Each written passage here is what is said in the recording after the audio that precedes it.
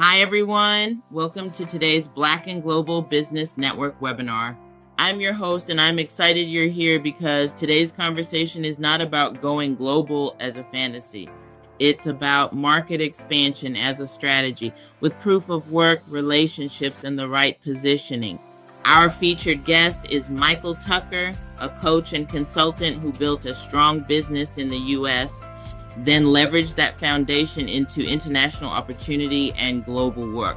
Today, Michael is going to break down what most people skip: why you don't start global, you earn global, and what proof of work really looks like, how collaboration opens doors, and the mindset you need to stay resilient when things shift.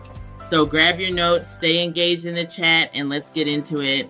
Michael, welcome. Please introduce yourself and tell us a bit about your journey. Hi, everyone. Good day, and we hope you're having a beautiful evening. Today, it's one of the webinars yet again, and this time around, we are with Michael Tucker. He was supposed to be with us last week, but due to some reasons, we couldn't have him. However, he's making out time today to be with us, and it's a pleasure to have you, Michael. We would like you to maybe introduce yourself to the audience, tell them more about yourself, who you are, what you do, how it has been for you, the journey as a Black business operating in the country you're currently operating in, and yeah, how Black and Global Business Network impacted your life, in fact. Yeah, well, thank you so much for having me, and a special thank you to you, Melissa. I know you're watching this, for reaching out. You have been an incredible force in my life. So, for those who don't know me, my name is Michael Tucker. I found out about the Black and Global Business Network in 2021 through the Black CEO Conference. So I was one of the presenters there. Melissa was one of the presenters, and I was completely inspired by her message, and not only her message, but the life that she had lived as a global citizen, and the work that she had done abroad. And I grew up in a small town in South Carolina, a very, very small town, but as a kid, I was always dreaming globally. And so the only way I knew how to get out of that small town was through the military, like so many uh, other, Black folks. Like, this is how we get out and we see the world. So I joined the military, and that did introduce me to different parts of the world. But in very short order, I was downsized from the military. This was back in 2006.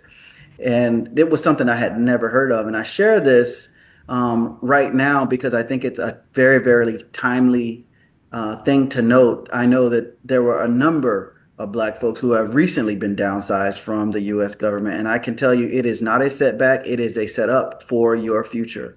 I am a witness to that. And I hope that my testimony is inspiring for those of you who may be facing that right now.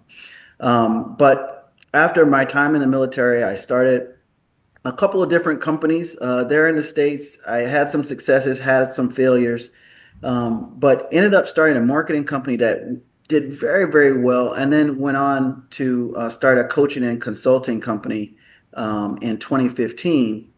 And I started this company at that time because I was actually grieving the loss of my mother, and I was just thinking about how I might be able to make an impact.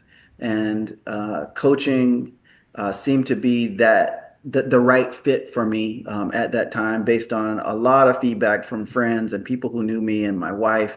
They really just encouraged me to do it. And so I've been coaching since 2015. I haven't looked back. In addition to coaching, one of the things that was also interesting and introduced to me at that time was the world of gems and minerals, commodity trading, these kinds of things. And I bring this up because there are two things. Number one, in terms of starting a business, I went with something that inspired me. And number two, um, a gift. And then this world of investment and commodity trading, these kinds of things. This was a very big curiosity of mine. So I run both organizations right now. I spend most of my time coaching, um, uh, and now I'm actually doing it in a different way because I'm actually here in Saudi Arabia. I'm working for the power company here, but that's because I built an amazing business in the States, And when the opportunity came, it came to me. And then, of course, I'm also working with the investment and commodity trading company on the side. But it is also global, and we can talk about that as well. So I could say more, but I will just take a pause and allow you to get some more questions in. Thank you so much. You definitely covered quite a number of things already. I mean, you've already introduced that you're currently not in the United States. You are currently in Saudi Arabia. And I'm guessing, a lot of people already have questions. Oh my God, he has moved. And how did he move? What shifted in his thinking when he decided to focus on, doing business globally? Why not domestic business? And why not traditional business? So yeah, I'm going to ask that question on their behalf. Why not? What shifted in that mindset and why not domestic business? Absolutely. Well, for a long time it was domestic business. It really was, and I think that's one of the things that I really would encourage people to do. When it's very easy to think, oh, I'm going to just go to another country and do business there. And I would caution anyone who thinks that. No. I would say start where you are, master your craft, and then make a contribution globally.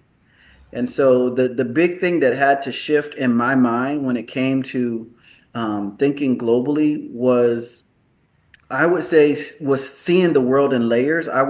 Yeah, I was always a global minded person, but I had to kind of start to see my life in layers. So what do I mean by this? When I had to start thinking about the globe, not only just in terms of business, but also in terms of where I do my banking, where I might invest, where I might live, where I could buy property, right? So you can be global from right where you are, or you could choose to physically move to a location, or you could physically have a few locations that you hop between.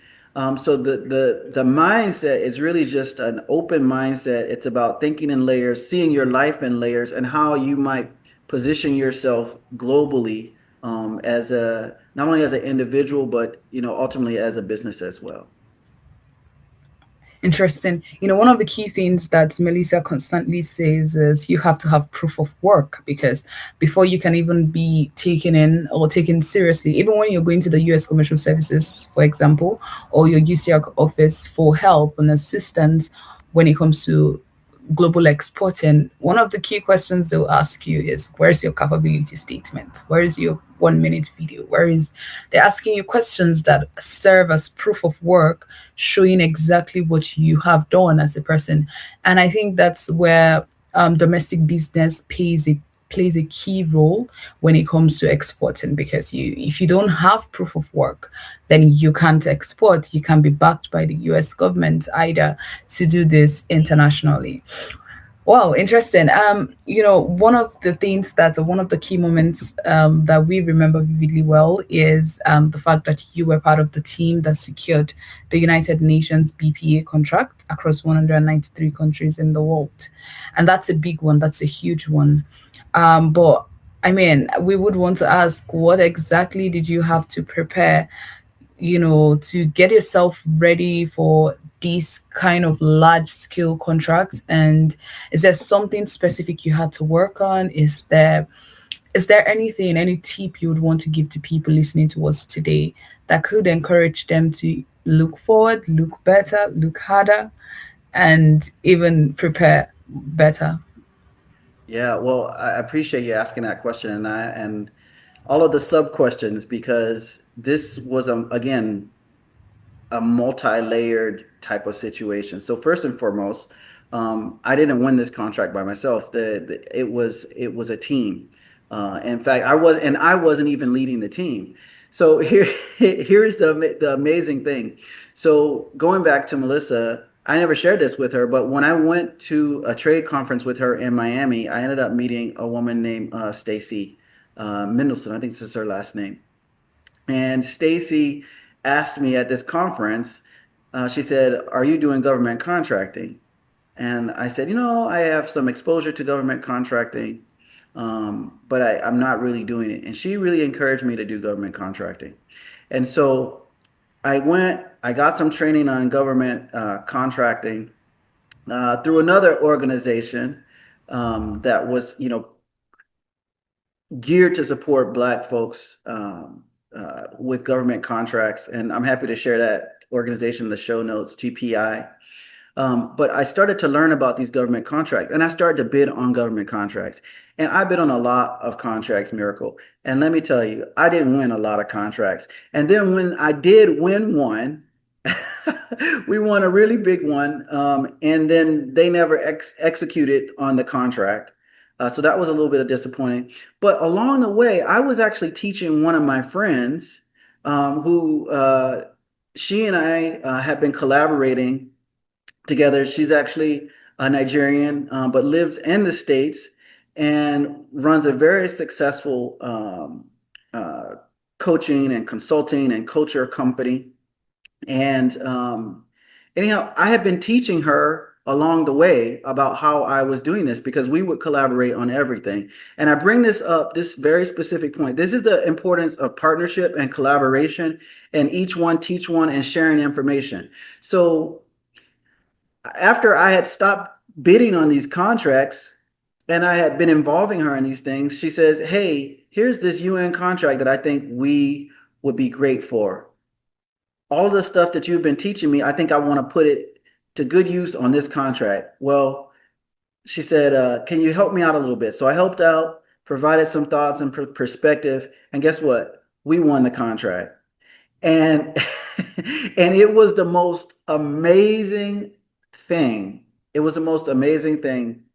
Now, since we have won that contract, and this is the thing that I want to tell folks, just because you win a contract, that doesn't necessarily mean all the time that you're going to execute on the contract. So or execute fully. So this was a blanket purchase agreement, which meant that the UN could they had basically a menu of our services, and whenever they wanted to use one of these services, we were the vendor of choice to provide these, consulting services, training services, and so forth to them. So we get the contract. We had put a team together. We were pulling facilitators and trainers from around the world to facilitate in different countries. We end up facilitating one event. I think it was in Denmark, and then they cut the budget. And so and so since that time, we just kind of had to push pause on that. And I'm sharing this with you because I think it's all too often people share the wins and all of the beautiful sides of things, but sometimes they go sideways. But that contract, we still have the contract. Hopefully the budget will change. I'm not very hopeful that it will right now with everything that's going on geopolitically. But it's for a couple of years, and so that is still out there. Wow, that's an interesting one, really interesting one. And it's so fortunate for us because this period we're focusing more on global contracting. And you came into our program when we focused more on the momentum program, the training, the understanding what documents you need to prepare, the different departments in the US office that you can utilize to export and whatnot. But right now, we're focusing more on bidding and the bidding process. So we believe we have the piece where we're teaching people how to prepare their documents and how to utilize government resources. However, we noticed that when they're done with this entire process of understanding what to do, we don't give them the opportunity to do what we have told them about, which is, for Mm. example, yourself, you talked about having to move to a different company for you to go ahead and get the bid or understand more about bidding. So now we're scouting for bidding opportunities, yes, and then we're compiling them and we are looking at our clients, especially our momentum clients, And when we get the list of these clients, we're matching them to opportunities that we think are relevant to them and they can deliver on. And we're applying on their behalf. So we're reaching out to the procurement officers, we're reaching out to the US commercial services and the US office that's responsible for that particular person, depending on their location and whatnot. And I think one key question I would want to ask you is how did you or where did you find this particular opportunity that you bidded for? Because I believe more persons that maybe don't want to go through the program or they don't want us to directly be involved in the bidding process for them might be asking that question, oh, as an individual, how do I go about the bidding? I want to bid more, I want to learn more, what do I do? I don't know if you would maybe throw more light on that. Sure. Yeah. So it just so happens that my friend and business collaborator, she's the one who found this, and I think she, if I remember correctly, she found it on the UN website. So she was there. She was looking at tenders on the website. She found one that made sense to her and that she thought that she could win, and that's what we applied to. So Oh, these, yeah, these. So, oh my goodness, I have so much I could talk about with these things. So yes, the UN has a tender process. Yes, there are non-governmental organizations that have tendering processes, and you can just go to their websites and find the things that they're looking for. But then there are also companies globally that are seeking products and services. So right now, I'm working with the Saudi electricity company, and we acquire a number of things. Now that being said, being in a different country, yes, they're primarily and initially looking for folks in their country who could do that work first. But there's nothing stopping you from getting on a company's email list, getting on their procurement page and completing the form. There's nothing stopping you from that. Absolutely nothing. So what I would say is, especially if you're a coach, you're a consultant, um, start to think about who your ideal clients might be and where might you find them in the world. And those begin to be the things. Those begin to be the tenders and the RFPs that you look for and that you apply to. wow, interesting. I think one key thing that you've also emphasized is the power of collaboration, leveraging fellow partners and also other people that have other opportunities handy. Because I would assume that should in case it was that you were working by yourself and maybe you didn't have your business partner, maybe you would never have applied for this particular opportunity, this particular contract and whatnot. Maybe you would have gotten something else. We never know the story completely. But in this case, one thing I hear you say consistently is the power of collaboration. It's very necessary to have the right people in your circle, the right people you're working with, and if possible, don't work alone because there is power in two separate proof of work being put together as one and saying this is what we can deliver as a team. It makes it even more remarkable, I believe, and it creates even better opportunities for you when it comes to winning that particular contract.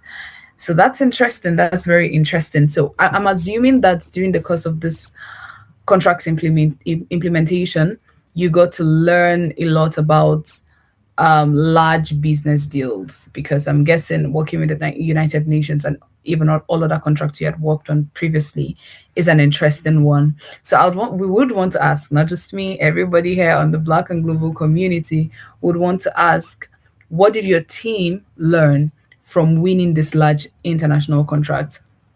And then learning that the budget specifically, because you had mentioned that the budget was cut kind of, and in fact the implementation plan was not as it was when you were bidding for it. So what has been the biggest learning for you and your business partner as well, but for you most especially?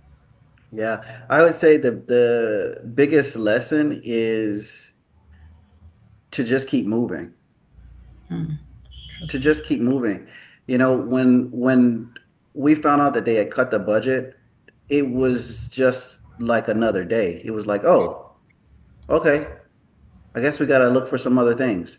And you just keep moving. You don't take it personal. You don't. Um, I mean, yeah, there was disappointment for sure. There was disappointment, but it that one contract was not going to stop anything that we were doing in our world, not at all. And I think it's important to share this because we use things like big contract. Uh, is it big? I'm big. My potential Mm-hmm. is big. My True. access to create is infinite. So I think True. this is the kind of mindset that you want to go in like into these kinds of things. And I think sometimes we want to tie our hopes and dreams to these organizations and these contracts and so forth. No, you don't have to do that. You can simply say, hey, there's a whole world out here, and if this one didn't happen the way that I thought it would happen, then we'll keep moving and go into the next thing. The other thing that I want to highlight is the fact that I had built this relationship stateside. This is a relationship that I built stateside, and we had done work together for, geez, when we yeah, we had been doing work together for about 5 or 6 years, Interesting. right? And so this was a natural occurrence for us. I mean, because we had worked with other global organizations, we had worked with the Gates Foundation and so forth. And again, this was a collaboration. And I'll just throw this out here for those of you who are thinking about, well, how do you meet these kinds of people? Because I know I would want to know the same thing. Honestly, this collaboration was created because I heard a podcast and happened to call on this podcast and said, "Hey, I really love what you're doing. Let's talk." And let's talk turn into friendship, turn into business opportunities after opportunities after opportunities, which led to this. So I say, be open, think about who is around you that's doing something amazing. How might you collaborate with them? How might you like build a relationship with them before uh, uh, before the big contract ever comes up? This is the thing that I think sometimes we forget. So I would definitely say the opportunity here is in being intentional about relationship building. It's about not allowing these things to direct your mood or control your mood or to stop your life or your show. One contract is not going to stop me. And if you have that kind of mindset, you're cut out for this because being global means being resilient. And let me tell you something, as black folks, we know how to be resilient. That is one thing that we do very well. And I see it so much now living abroad. The folks here are so resilient. There are a number of people that come here from different parts of the world to start businesses, to work in companies, and so forth. And you cannot be one of these individuals that is crying in your milk as soon as something happens that you don't like. You just have to, oh, this is a puzzle. Let me figure out how I'm going to get around it. That's very, that's very true. And you sound very much like Melissa would sound when she's addressing things like this. She constantly will tell you, or will tell our businesses, you are you are as good as you think you are, as long as you are doing, you know what you're doing, as long as you are following there's no rule book really, but there are basic minimums that you need to know as a business. And as long as you're following it and you know the quality of work you put out there, then you're good enough. So you should put some prestige on your name because you are that good, right? And now hearing you say it this time around more emphatically, and as someone who has done business internationally, it's reinforcing, and I'm believing that it's also going to be same for our businesses while they listen to this. It's not just about contract. It's also about the confidence that you exude. It's also about how well you're able to hold down the conversations that you're going to have with the different people that you're working with already. And then it's also about how you identify the businesses that are maybe doing something similar to what you're doing, looking out for collaboration, or how you look out for the ones that are not maybe doing what you're doing, but there is room for strategic partnerships, and you can see clearly, or you can assume spaces where you're missing something and you really need a hand. Get them in the space, just like you rightly said. Listening to a podcast, from a podcast to eventually building a relationship that is over 5 years, and eventually doing other amazing stuff. So it's really great. It's really great to hear Black businesses talk about this, because it really is what Melissa constantly preaches when she talks to our businesses about partnership and strategic relationships. Yeah.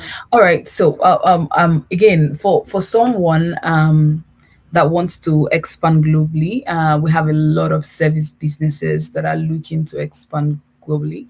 One of their biggest challenge is usually, how do I go about this? I'm a business that doesn't have a physical product. I mean, it is it is virtual. It is, most times they have maybe virtual training programs, consulting, like you rightly mentioned. So it can get a little bit tricky because identification of these opportunities are not as glaring.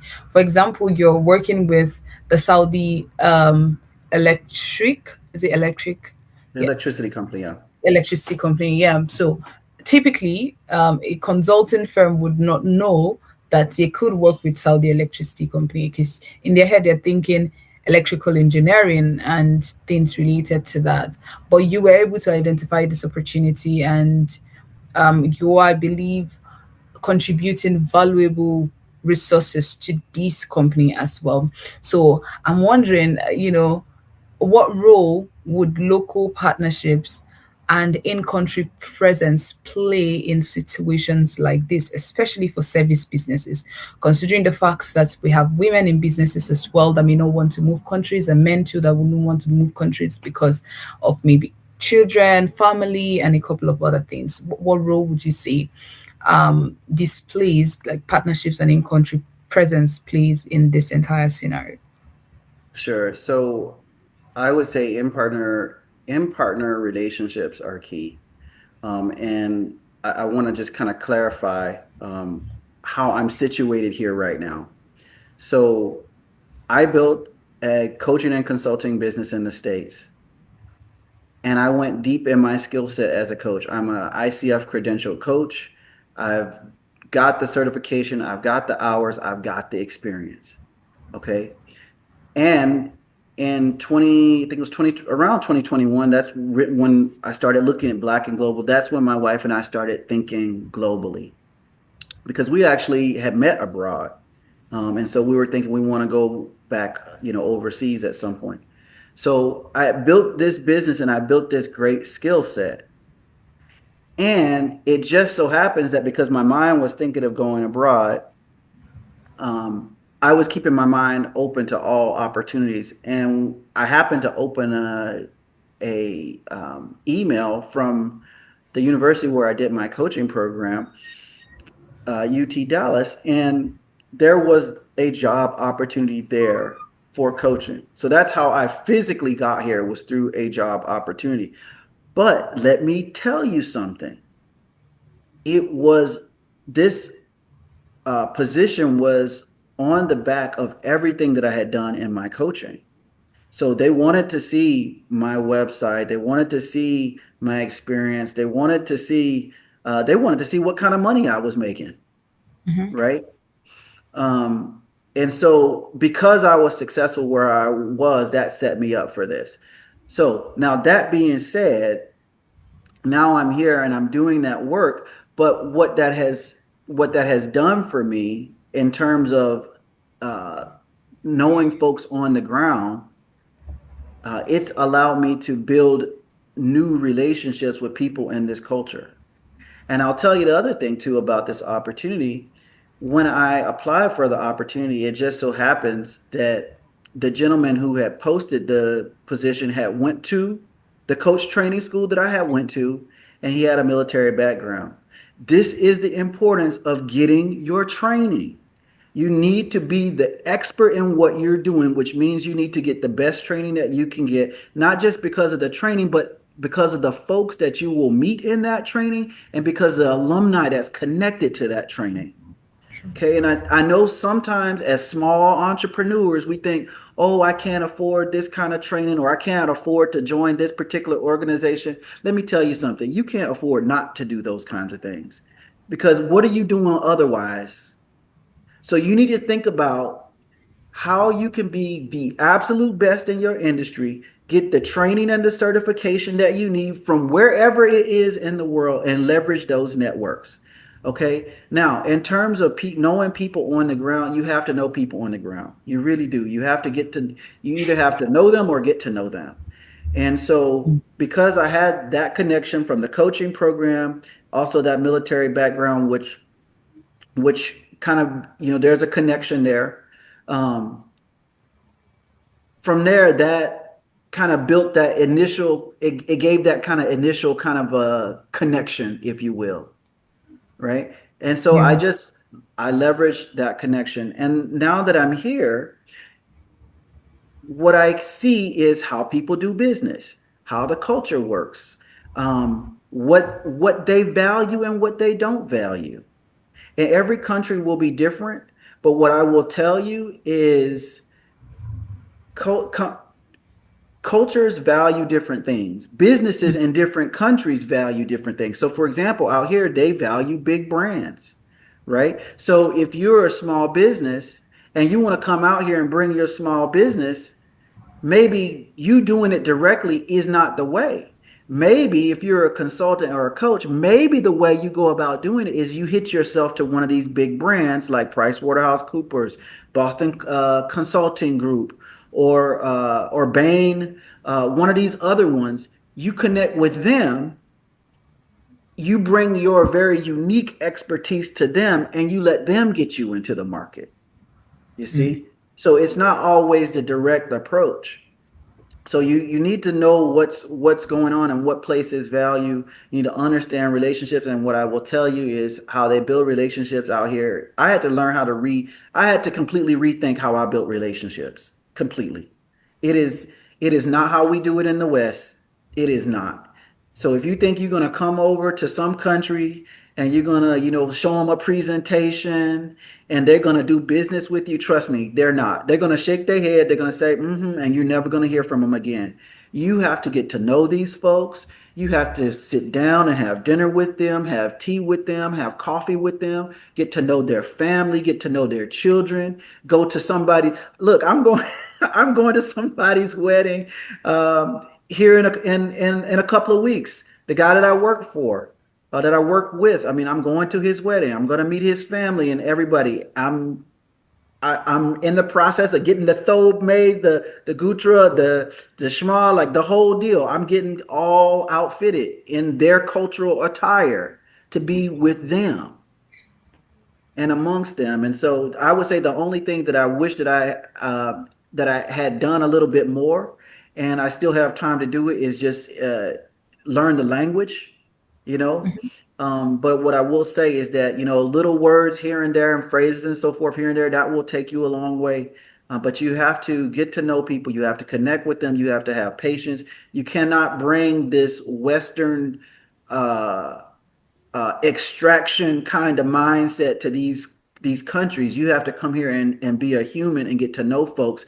And from that, that's how you build relationships and that's how you find opportunities. I cannot tell you the number of opportunities that I have identified. I haven't acted on, but I've identified a number of opportunities just because I'm getting to know folks and going to dinner with them and so forth. So I'll just pause right there, but I feel very strongly about this very much.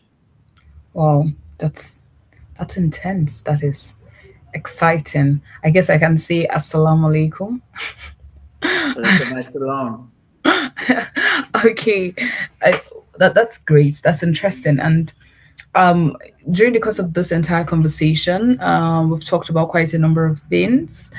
But I really would want to know. if at any point in time, maybe the US Department of Commerce, the US Commercial Services, I mean, it's also the Department of Commerce as well, but is there any part of the US office that played an integral role in helping you, especially as a small business, when it was time for you to go global? And if yes, how did they help you? What was the process like? What would be your advice to a small business that is also looking to expand, and how to utilize the government office if necessary? Sure. So, commercial service, they have a number of different services that they offer. And before I ended up, taking this leap, I was really engaged with them in my local area. And one of the things that I will say is that they have these services where they can introduce you to make you, get you contacts and so forth in other countries. I think that's a great thing. One of the things that I had come up with my rep, she has since left the government, but was this idea of, and I forget the name of the program right now, but um, it was hosting a panel in another country with a partner in that country. We came up with this idea together. We didn't execute it, but this is something that you can do. Where, they will make introductions for you, and maybe one of the things that you can do is create a panel and engage with folks around a particular topic of your expertise, in that local community, in that business community. So I would say there was some collaboration. It didn't necessarily go all the way that I wanted it. I mean, I think more than anything, the State Department, the Commerce Department, the biggest thing that they did for me was help me dream bigger. That was the biggest gift that they gave me. And going to that trade conference with Melissa, seeing these companies, seeing these government organizations and how they can help you, that it really just helped me dream bigger and think about how I could be a little bit more strategic. But what I will say is don't rely on those folks either. Okay? They're there, but if you pinning your hopes and dreams on them, you're going to be waiting for a long time. True. So go there, get to know them, see how they can support you, but don't pin your hopes and dreams on them. You have to make things happen for yourself. True. 100%. I mean, I think that's one of the easiest things that we should consistently tell ourselves as humans. And it is that there's no one really coming to save us. And that's the truth. Yeah, we always have to make moves. If not, we remain at a point where we're just potentials. We really are not progressing. We're not moving. A force has to be acted upon for something to actually move. And I really believe that sometimes things that happen around us helps trigger those forces. For you, in this case, is the trade mission. Okay, encountering Black and Global, going on the trade mission with Black and Global, the training on bidding, meeting this business partner, and if you notice, in between all of these activities, you had to make active decisions. So you had to tell yourself, I'm going to pay for the course. You had to tell yourself, I'm going to text her, even though it was just a podcast. You had to take out the money to go for the trade mission and just hope that you get reimbursed, and many other things that you had to deliberately and intentionally. In fact, you had to even open your email for you to have seen the email for the opportunity in Saudi in the first place. So you had to do something actively. And I think that's where we feel sometimes as humans, where we do not understand how much work we need to put in, and we actually don't put in that amount of work even when we understand sometimes, and we make a lot of excuses. So hopefully when our businesses listen to you today, they're encouraged to open that email today and to reach out to that person and to buy that course or something. All right. So I mean, one of the things I also know is that there are misconceptions in the business world, especially when it comes to global trade. We've heard people say several times, I just want to do domestic business. My business is not exportable. I can't, how do I sell this in another country? The market valuation is different. The language barrier is a challenge. They speak Portuguese here. They do this, they do that. And there's a lot of excuses, and not just excuses, sometimes misconceptions that people have when it comes to doing business globally. So, what would you say about that? What misconceptions would you say are very popular? And how would you advise, especially small businesses, to move past the point of misconception and also understand the difference between realities and misconceptions, maybe how to conduct their research and know the difference between actual realities and misconceptions, and in fact utilize these misconceptions as a strategy for even faster expansion if possible. Sure. I would say the biggest lie that we tell ourselves in the world of global business before we really step into it is that it's all or nothing. Mm, It doesn't have to be all or nothing. And it doesn't have to happen all at once. You have to commit to yourself that, hey, I am going to be a global citizen. I'm going to be a global business person. And I'm just going to just keep plucking away at this thing until it happens. And you have to be open to all of the different ways that it could potentially happen. So I'll give you an example. So I mentioned about the investing in commodity trading. So this is a funny story. This is how your interest, the things that you're curious about, could turn into something. So I lived in Tucson for 19 years. And what many people don't know is Tucson, Arizona is home of the world's largest gem and mineral show.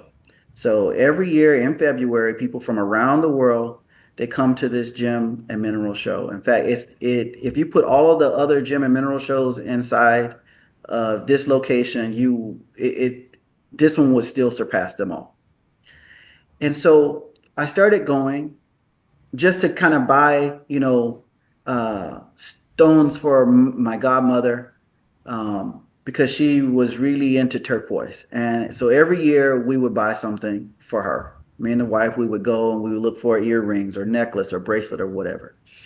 And it just so happens that a friend of mine who was connected to a gentleman who is a certified field gemologist.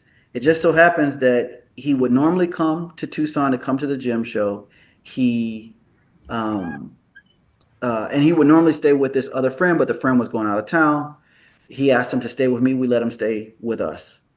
Well, he started teaching me the gym trade, like actually like how the business works. And so I started learning about the stones and learning about the business and how the industry moves. Well, now we're actually in the process of bidding on a very large emerald contract, right? And so I'm sharing this, and of course this is global. So I'm here.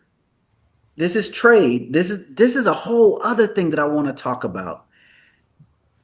As service business professionals, we are really good with administrative things. We are good with business. Okay. So we're good with putting things together. And when we start to talk about trade, in this particular instance, I'm talking about gems, but everything you see around you is trade. Everything, the wood that made the table in front of you, the glass for your window, all of that has come from someplace. The raw materials has come from someplace. So as people who are good at business, who are good at relationship building, you can find out what people where you are anywhere in the world are seeking and make those connections. That's a whole other lesson on global business. But my point is, we're getting back to the story. We're in this arrangement right now. I'm in Saudi Arabia. His job is to go get the the gems and minerals, and my job is simply to put the arrangement together with the party that wants these things. You see? So we have to stop thinking, oh, this is just my one thing that I do, and it's the only thing that I do, and it has to be all or nothing, and it has to happen right now. No, open your mind. Where else can you use your skills and abilities? It doesn't have to happen all at once. You can pick away at it, right? Maybe you visit a country. Maybe you dive a little bit deeper into some curiosity. Like I was curiosity about rocks. So there you go, right? You dive into that curiosity a little more and you allow this opportunity to come to you. You don't have to fight so hard. You keep looking for the, the contracts and these kinds of things, but you let these opportunities come to you. And I promise you they will. If it's for you, it will come. I promise you. True. True, true, true. There's this contract opportunity that Melissa got as a recommendation from the mayors of some of the African countries. And like you said, if it's for you, it would come to you. Just make sure that you have put in the required amount of work and you have something that speaks for you. Because most times they want to return back to something. Okay, what has she done in the past? What has he what can he show? We can't just throw a contract at someone, and we can't see that this person has actually made impact in this field that they supposedly should have made impact in. And that's where it becomes a little bit dicey. So we always, always, always need to have proof of work as humans, as even in our jobs and generally in life. Something needs to this like we need to have an image that people has of us, and there needs to be evidence to back it up, not just Can, words. So can I yeah. say something about that real quick? And I love that you're highlighting it. I just want to share a different perspective that maybe is held in the West, right? So in the West, oftentimes we look down on, um, oh, the college is useless, or I can just do this thing by myself. I don't need training. I can just let me tell you something. If that is your mentality, you might do well in the States, but when you get out of the United States of America, they look for credentials, they look for certifications, they look for degrees, and to have you need to have no doubt. You need to leave these folks with no doubt that you can do what you say that you can do. And so these things are very important overseas, way more important than the States. And I think this is just a mindset difference. It's understanding the world and how it operates.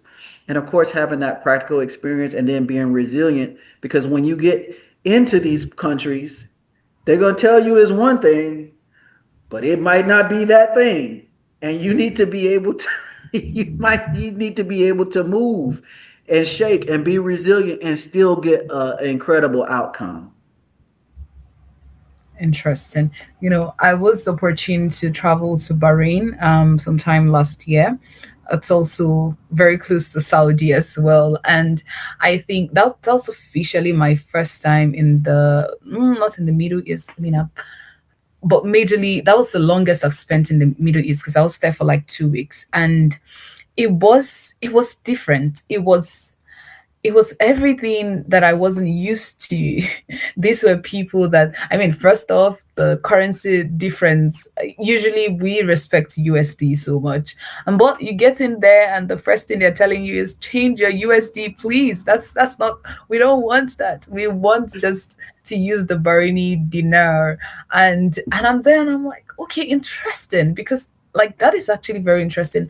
We hold USD to a certain esteem in this part of the world. And even when I came back from that trip, I had to, reflect on the entire experience, and I got to understand that, to be very honest, and as human beings, most times the level of honor and reverence we give to things is dependent on how exposed we are. And when we get to spaces where we see that these things may not be that big after all, it changes our mindset and we start to value ourselves even more. And we put less value on things and put more value on people, because people help you get things. Things will help you get people, you know. And it's very exciting to know that you're sharing the whole experience around relationship building and the way they work there. Work is not just work. Work is work and relationship. Work is work and trust. And trust is not just trust that you can do the work, but it's trust that you are a good person. You have evidence of good character as well, and I can trust you. I want to bring you back to my family to say, okay, this is the person I work with, without fear that you are going to, not be such a good person. And it matters a lot to them, I would say. And 2 weeks, spending 2 weeks there was enough to show me that these are people that honor and reverence relationships so much, and they're very kind people as well.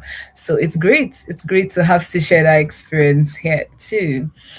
All right, I think we're gradually wrapping up. We have a few more conversations. I don't know if there's something else maybe you think you want to share before I conclude with the last set of questions.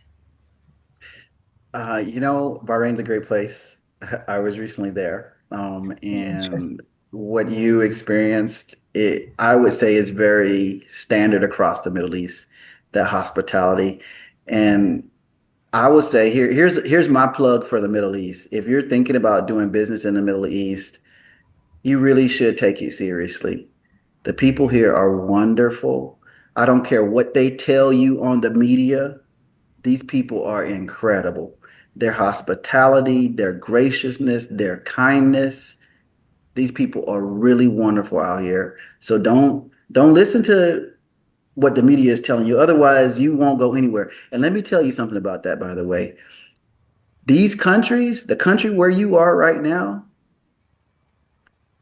has a vested interest in you staying right where you are. They want your tax dollars. They want your energy. They want your consumption.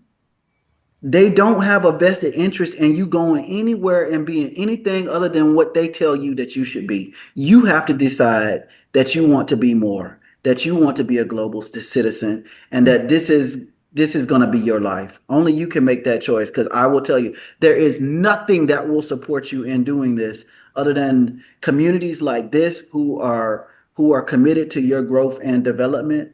But yeah, the country, at large, they want you to do business overseas now, but they want you to bring all that money back home. So Mhm. so Yeah. and they want you to create jobs right there where you are. But think globally. Think globally. That means, yes, you can stay where you are and do business overseas, but it also means that you can pack your bags and go someplace else. And trust me, the world is an amazing place. It is not all the scary boogeymans and monsters that that the propaganda tells you. Mhm. Exciting. One of my biggest goals for this year is to travel to at least 10 countries in the world. I mean, that's a small number, but I mean, it's a good start. Last year I did 5 countries, which Bahrain was one of it. I also did Sri Lanka last year, and Mm. Tanzania, I think, and then Qatar and Rwanda, of course, and Uganda. Oh, yeah, that's 6. Interesting. And this year, I'm very positive that I really want to travel to even more countries and just widen my horizon, just learn more. I'm very young, and I think one of the biggest things that I can get out of this age and this time as a young person, that I don't have so many responsibilities, is to see the world for what it really is, build my resume, build my exposure as well, and even be more prepared to take on the world of business. And I believe that all of these experiences as well, speaking to you and listening to you talk as well, is part of the things that would make me even more ready for the global market in the future. And it's an exciting privilege to be having this conversation with you, and I'm really, really, really, really excited to be doing that. Okay, so just to wrap it up with the last set of questions, you've been coaching in the Middle East specifically, but generally, how did coaching play a role in you becoming or you going global and exploring global expansion? Was it more about coaching, more about military? Because you've mentioned about military. Was it a combination of everything, or how did it really play out? Yeah. So I would say coaching and consulting was very much important. I would say consulting, for example, working with with Black and Global, I think that was important for mindset. And I put a lot of things together through the program and so forth. I got a lot of exposure, so that mentorship, that kind of consulting, that was very important for my mindset. Specifically, where coaching came into play for me it had to do with, I would say, more so the transition, leaving the States. Because what a lot of folks don't realize is that um, there's a lot of emotion involved a lot of times when you're doing business abroad, or in my case, I was leaving the country, right? So there's a lot of emotion, there's a lot of like lack of clarity. And so the coaching that I did really helped me get clear about a number of things. Helped me get clear about how I wanted to leave where I was, how I wanted to engage in relationships where I was to preserve them long term, how I wanted to enter this place, the brand that I wanted to build for myself. And as I work with clients, these are things that I work with them on all the time, whether it's transitioning to a new country or into a new career field. But coaching was a very, very big part of me holding a very strong intention about what I wanted to accomplish. And I would say it's interesting because I've had an opportunity to work with a number of.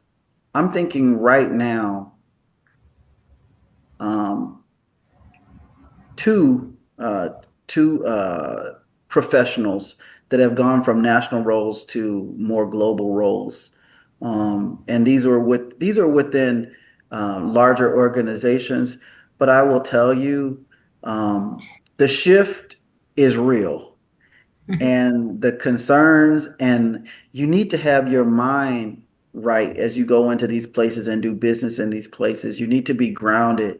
And if you're having difficulty getting grounded, coaching can definitely support you with that. So yeah, I would say it wasn't just coaching. So it was coaching, it was mentorship, it was consulting, it was a whole ball of wax that really has supported me in doing business overseas, building my confidence so that I could do it, and then ultimately moving overseas.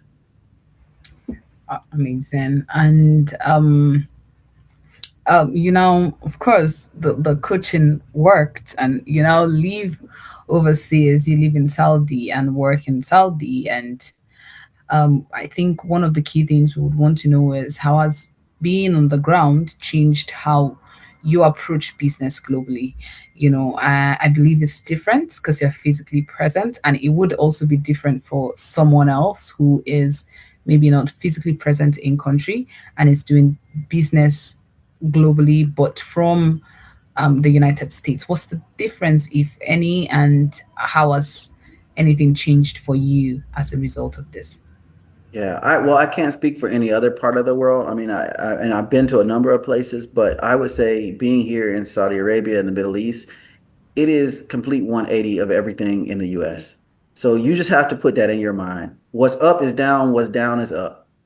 And so being here has helped me see that, has helped me get adjusted to it, and not so much compare, just appreciate the differences and move with the difference. Because I mean, there are people here, um, they come here, maybe they come here for work, and all they do is sit around and talk about how this place is not the US, or it's not the UK, or it's not. And I don't hang around those people. Once they start coming out of their mouth like that, I'm gone. You have to appreciate where you are, because these folks, they have their culture. They've been here for thousands of years. They have, and they have their ways. And so I'm more invested in learning what they have to teach me, I mean, I'm grateful that they saw something in me to bring me out here, to do business with them, to collaborate with them, and so forth. I'm grateful for that. But just as much as they can learn from me, I can learn from them. Exactly, 100%. And what I hear you say is be more open minded, which is something you've reiterated over and over again in the entire conversation. And appreciate where you are because it helps to be appreciative. And when you face differences, do not see it as an obstacle. Instead, see it as an opportunity to learn something new, to meet new people, to, you know, better yourself and to experience something that you never knew existed, which is very true. So, to wrap up the very last conversation we're going to have before we say goodbye, I really wish we don't have to say goodbye. And most likely, we would invite you again. And this time around, hopefully, just hopefully, you're able to join us as well. So, if someone wants to position themselves for international opportunities in the next 12 to 24 months, what would be your advice to them and where should they start? What should be the first step they should take? Who should they talk to, if any? What kind of mindset do they need to have? Just generally a crash course on business, global business 101.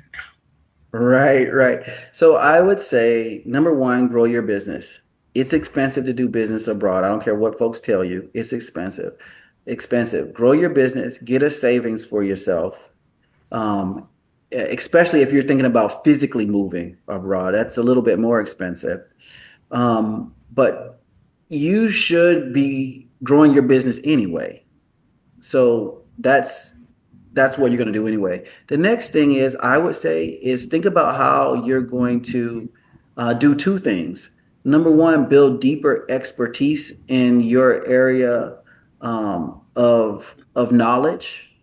So, for example, if you are in technology, how are you going to go deeper into what's hot right now, whether it's AI or cybersecurity or what have you, right? So there's that. How are you going to build deeper expertise? And then the next thing I would say, this is something that you probably won't hear from a whole lot of folks, and that is to skill stack and brand yourself based on the skills that you have stacked. Let me give you an example. So, one sister that I was working with, she had a deep knowledge in technology, but she was working inside the water industry. But she didn't know a whole lot about water. I said, let's build your brand as a expert in water, but with a deep knowledge in technology. And that's what we did. So we had her to go to certain training courses and so forth, and specifically related to water, specifically related to water and finance, these kinds of things. And then when that opportunity for growth occurred for her, it happened very quick. Boom, she was on to the next thing. So this is how you um, look at your skills and you go deep. So one of the things that I'm doing right now is, yes, I'm a ICF credential coach. I'm a professional certified coach. Well, right now I'm working on my master certification for coaching. So I'm going deep. But what I'm also doing is also I'm starting to get exposure where I am to succession planning, to governance. Why?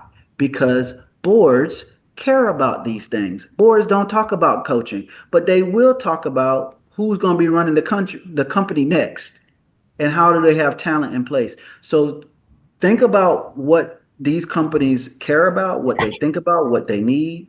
Stack your skills, build deep expertise. So go deep, but also have some breadth as well.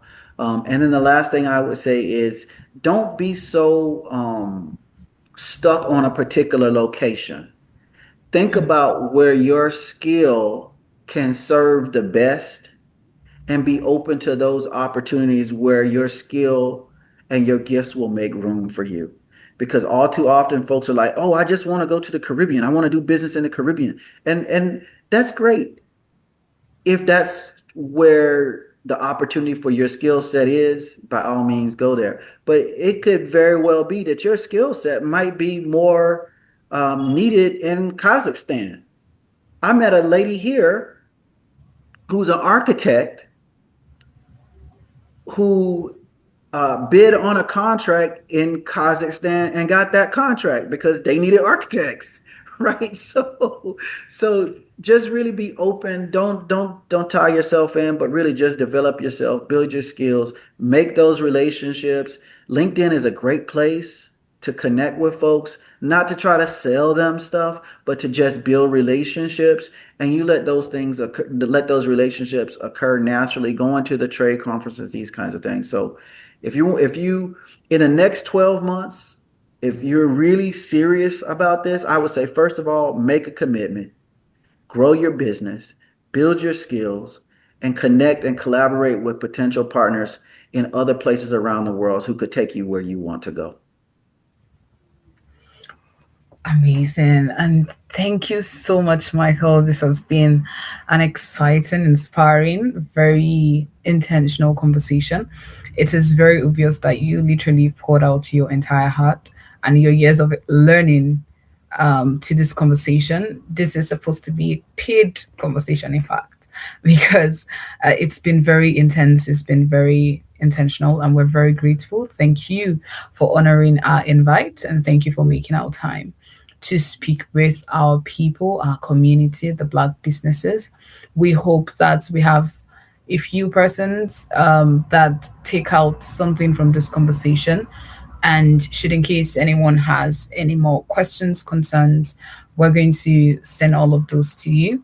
And yeah, hopefully we get more businesses that are ready to export, ready to go global, and ready to shine light on the Black community as well. So thank you so Absolutely. much. And I don't know if you have any more last words, closing words for the people. Well, I just want to say thank you for this opportunity, and again, a special thanks to Melissa, who you have been to my life is way more than probably I've ever told you. So I want to tell you now, I want to give you your flowers now. Thank you so much for this exposure and for these opportunities. And for those folks who are a part of the network, hey, I'm a part of the network too. Reach out if I can support you in any way. Um, Come intentional. Don't just come with your hands out. Come intentional. Come with something, right? And even if that's just clarity on what you want, or what you need. But I'm here, and however I can be of support, I will. I'm open to opportunities as well. But I love this community, and I love what Melissa has built, and I really love this opportunity to share these insights, from over the last what 5 years, 4 or 5 years now, since connecting with the organization. And I think that is very significant because what this is allowing folks to see is that it takes time. This is not just you know, something that just happened overnight. So be Black, be global, and I'll see you next time. Thank you very much. And thank you, everyone. Have a nice day and see you soon. All right, family, that was powerful. If you're taking one thing away today, let it be this. Global expansion is not luck, it's positioning. It's about proof of work, relationships, resilience, and consistency. Michael reminded us that big opportunities don't always execute the way you expect, but you don't stop. You adjust, you keep moving, you keep building. Thank you again, Michael, for sharing so transparently with our community. And to everyone who joined us, we appreciate you. If you want help getting positioned for international opportunities in the next 12, 24 months, start with the basics: your documents, your credibility, your clarity, and your network. We'll share next steps and how to stay connected right after this. Until next time, this is your sister and servant, Melissa Muhammad. Have a great day, everyone.